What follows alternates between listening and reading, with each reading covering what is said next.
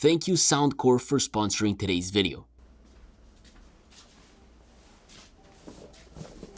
Dell XPS 13 Plus. You know what, before you guys comment, Andres, why are you wearing glasses? You look like a douche. well, I got eye surgery. I don't know if you guys can see, but my eyes are sort of bloodshot and the light is super strong, so I gotta put glasses. You know, pretty much. And I have like a whole schedule to follow, and I literally look like I really have real issues with all these drops because I'm putting them constantly. But yeah, I have like 20/20 vision, which is super cool. I can read, yeah, super far. Guess it's worth the money. But yeah, Dell XPS 13 Plus. I'm gonna bring a Dell XPS every year because I truly love these laptops, especially for students. They can be a bit expensive, but a lot of people in engineering were rocking them. Check it out.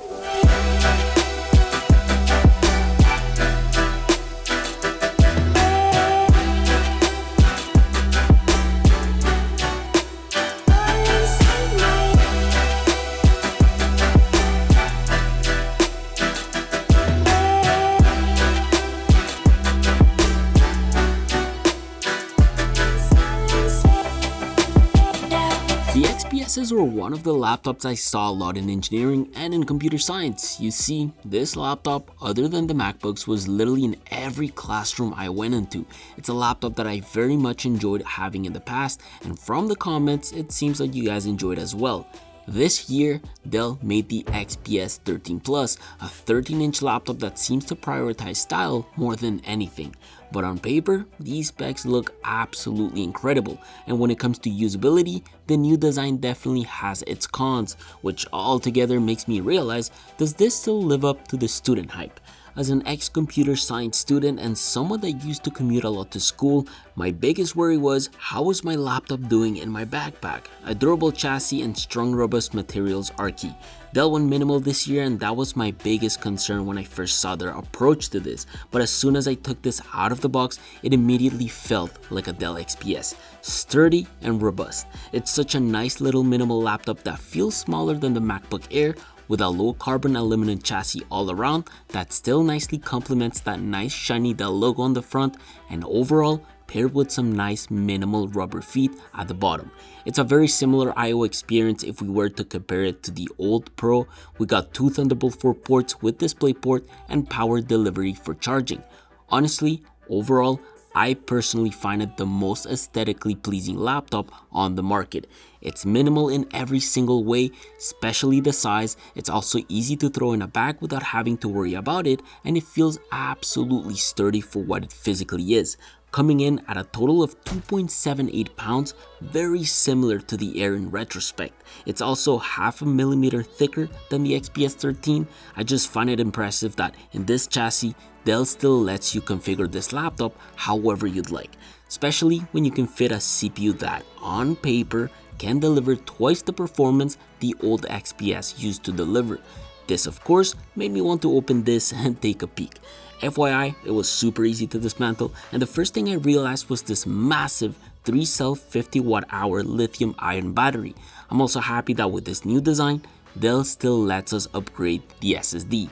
I believe up to 2 TB if you wish to do so, however, not the RAM. It probably lives behind these thermal pipes in both of these fans on the motherboard.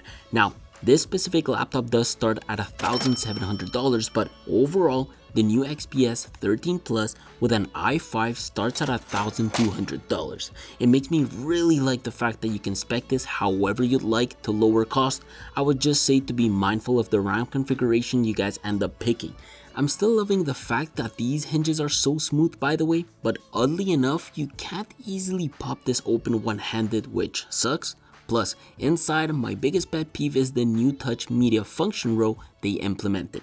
You can of course toggle your function keys with the FN key, but I feel like they could have just cut down on this to cut cost and deliver a more affordable laptop, especially for a student. To their defense though, adding hardware for touch functionality allowed them to fit thicker heating pipes for better thermals. I believe a traditional FN row module is about 3mm, and with this, Dell seems to be saving about 2mm to create clearance. However, I started seeing on Reddit that some people using their laptops with closed lid think the overheating could have melted or caused shorts in the function key circuitry. This person in this thread seems to have issues with the keys triggering themselves. Not too sure how well this will age.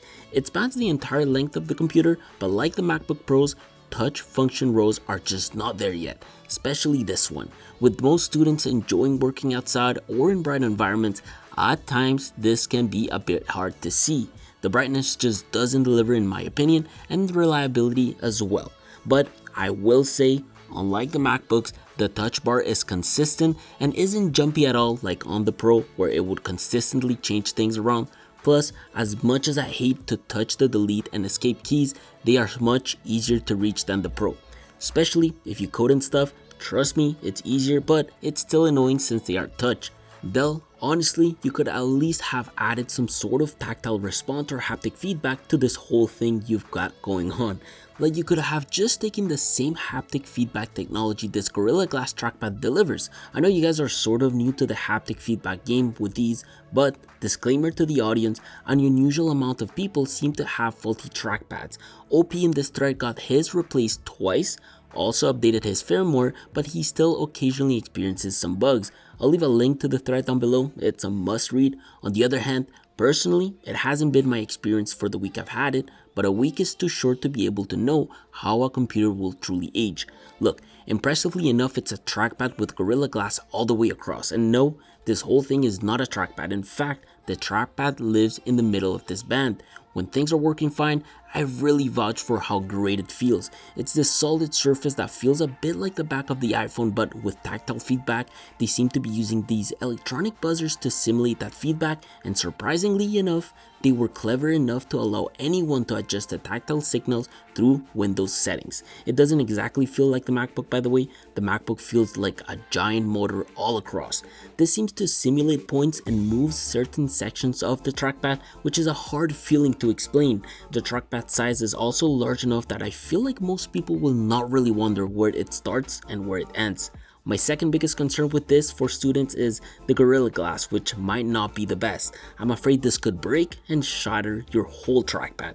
Something I wasn't expecting on my end was my love for this keyboard. I actually thought it was going to be the thing I disliked the most about this laptop, but I actually really like it. Like the function touchpad, it spans the entire length of the computer without any real gaps in between the keys, and the keys are so big that honestly, they are so easy to find. They have great travel with these keys that deliver a 3mm dent, all rest in this sort of enclosure with no edges, and the layout has a fingerprint sensor that very much works just as well as the MacBooks. Just know that if you do have small hands, it can get a bit annoying at times since the wrists do rub against this chamfered edge. I appreciate them for trying to mitigate this, but the edges still feel a bit too sharp. Overall, it's a really nice keyboard layout that is absolutely quiet for students. If you like your piece and you like studying at a library per se, it's great. The laptop also has Bluetooth 5.2, which by the way never seems to drop the signal for me. This includes things like mice, keyboards, and earbuds. Just know that like with any laptop, I would stick to 2 to 3 Bluetooth peripherals at the same time. If you do like using more, you might end up with interference which causes lags and whatnot. Oh, by the way, Soundcore sent these super dope earbuds, and since this is a video mainly aimed at students, I thought it could be great to showcase these budget $99 Soundcore VR P10 earbuds. These are actually gaming buds. They are very much the first made for Meta low latency true wireless gaming earbuds, which are authorized by Meta to work perfectly with Meta Quest 2. The latency is amazing with less than 30 milliseconds with the dongle, so you have this super crazy unnoticeable lag time between visuals and audio. Basically, your audio and your video are perfectly synced so you can get the seamless gaming experience with the earbuds. You can also just use the app to switch instantly among devices like your laptop, your Quest 2, a PS5, and whatnot. It not only has 11mm drivers that deliver thumping sound, which makes it great for gaming, but it also has 4 mics with noise reduction for clear calls, up to 6 hours of playtime with an extra 24 hours with its charging case, and can charge via its USB-C port on its dongle. It's pretty cool because not only you will get buds for all your devices, but you will have buds for gaming with a high-speed wireless connection and a superior LC3 codec for lossless audio transfer. It's actually pretty cool being able to connect your VR P10s to your phone via Bluetooth simultaneously and to your device of choice like the Meta Quest 2, using the included USB-C dongle to answer calls without needing to pause your gameplay. Love the USB-C dongle that allows you to easily plug and play on multiple platforms. Make sure to check them in the description down below. I highly recommend them. Now, if you don't want to use your earbuds because you're alone or you're at home, the speakers on this thing are way better than the speakers on the regular XPS. It's not MacBook-like, but they are definitely in the high tier category this time around. Dell claims that this quad speaker design with Waves Max Audio Pro produces crisp and detailed soundscapes over a broad range. Is that true? Well, it's a lot of marketing jargon, but yeah. Now that it's doubled to 4 with 2 speakers firing up through the keyboard and 2 firing down from the sides, this whole 13-inch laptop has probably the best Windows laptop speakers out there. Oh, by the way, you guys keep asking where I get all my cinematic music from. Well, it's Epidemic Sound. It's actually a platform I've been using ever since I started to create content online, and it's been so long that I have tons of playlists and songs all sorted for the videos. I also use it to gather sound effects for some of our intros, maybe even find similar sounds from time to time, and to be honest, it works really well. All of it is super easy to download and drag within our projects to use them. It's honestly my favorite platform for when it comes to music and sound effects. I've been using them in my description for all of our videos, so yeah, that's what I use. Luckily and thankfully, the 2 speakers living under the keyboard don't make the keyboard keycaps rattle or anything like that. I however was expecting a physical 3.5mm port on the body itself rather than Dell just giving us an adapter for a 3.5mm jack. At this rate, I feel like one day laptops won't come with a screen. It'll be like an add-on, a membership you can pay monthly, like BMW with their heated seats. Until that time comes, I must say, Dell, you make some of the best OLED screens out there. And we all know you guys are known to call these an Infinity Edge display. A 13.4-inch 3.5K OLED Infinity Edge display with a 3456 by 2160 resolution and an anti-reflect coating. You guys honestly just make me wonder how much better can a display get. It is a touchscreen which I very much am starting to admire more and more, with a decent 400 or 500 nits of brightness depending on your 3.5K panel spec. It's a bit on the low side at 400 nits, especially for you guys if you like working outside, but it's doable. To compare, it's very close to what the M1 MacBook Pro delivers. This of course has Dolby Vision, HDR support, and very much looks like a display that's floating in the air. It's kind of amazing to see that even though the top bezel is a bit thicker than the others, they were still able to fit a 1080p webcam. No, I wish. It's still their old 720p camera that honestly is just like very decent, like very.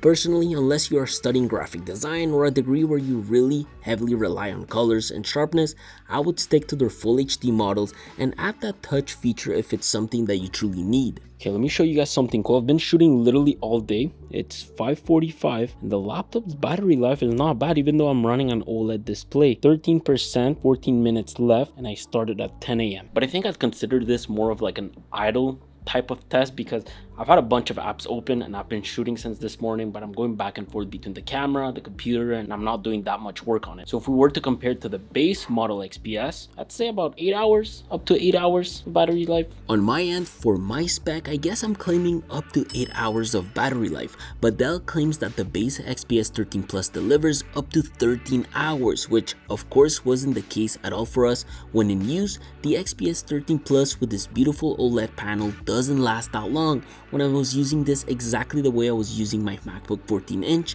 it lasts about 3 to 4 hours. Note that during this time I had a few Chrome tabs open with Lightroom, Spotify, and Netflix running.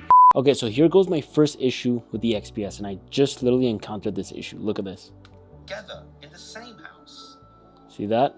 Audio is not in sync. Probably have to update some driver, but this shouldn't be happening. Impressive enough though, even though it hits those 100-degree temperatures, it's extremely quiet. It's not a laptop that will draw attention by having full blasting fans in class. Well, there is that, but look, like I said, at least the fans really aren't that loud. Listen to this.